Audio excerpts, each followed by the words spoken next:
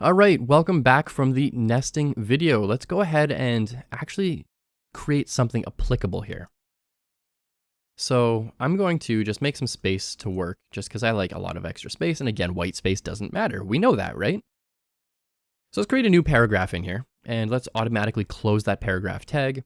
And in here, let's write lorem, hit tab, and we get some lorem ipsum, just like we've done before. Now, if we want to bold some text, you think it would be the word bold. It's not quite that intuitive, but it's pretty close. We just use the B tag. So we could do B, and let's bold the first 4 letters, or words rather. And so I've got a P tag, a paragraph, and nested as a child element is the bold element.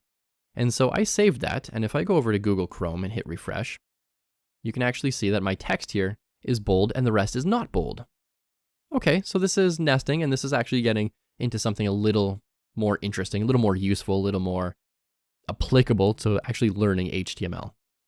Next, let's go ahead and let's italicize. So italicize to make something sort of, actually this is a good example. Whatever I did there made this italics. So it's sort of kind of handwriting-ish. Let's go ahead and add an I element to these 3 words. And so if I refresh the page, which ones do we have here? Culpa iustu, I'm not even gonna try to say that, but it's these 3 words here. And if I hit refresh, we can see that that has now automatically changed.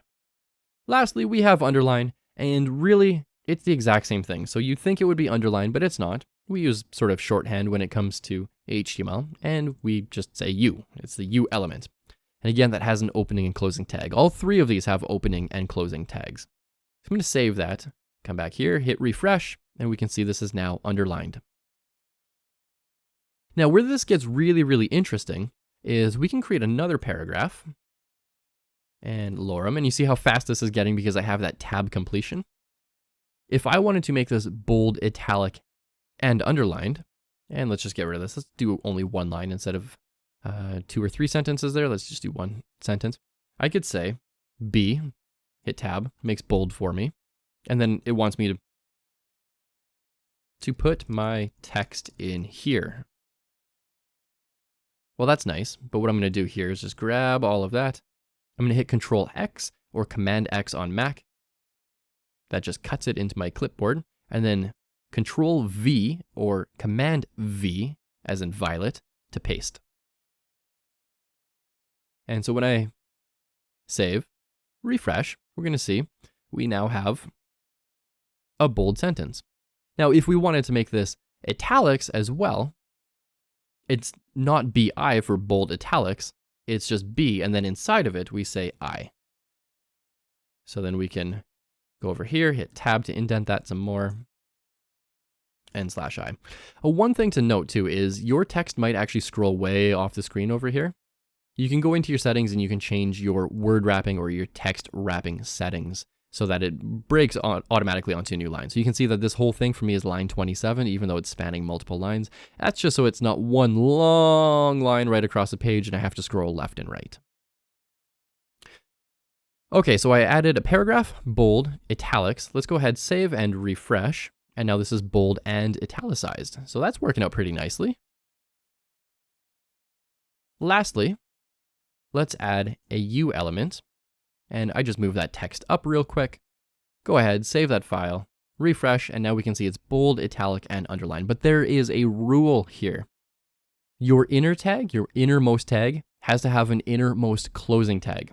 So if the last one you have is a U, the first closing tag is a U. If the second element that you have here is an I, the second last one is a /I. Same thing with bold. So we start with bold up here and we close, and you can actually see, and this is why I indented it like this, is so that you can see that these match up this way. You always want your elements to match up this way. Funny things can happen if you don't match your opening and closing tags. That's pretty important.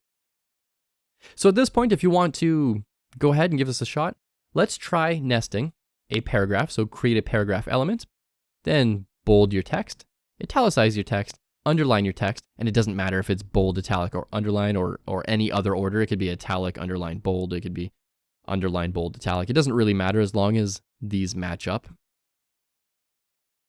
And then add some text in there. And I want you to make sure that your text is both, or not both, but all. It should be bold, italic, and underlined, and it should be in a paragraph element. Go ahead and give that a shot. Once you're ready to move on, I'll see you in that next lesson.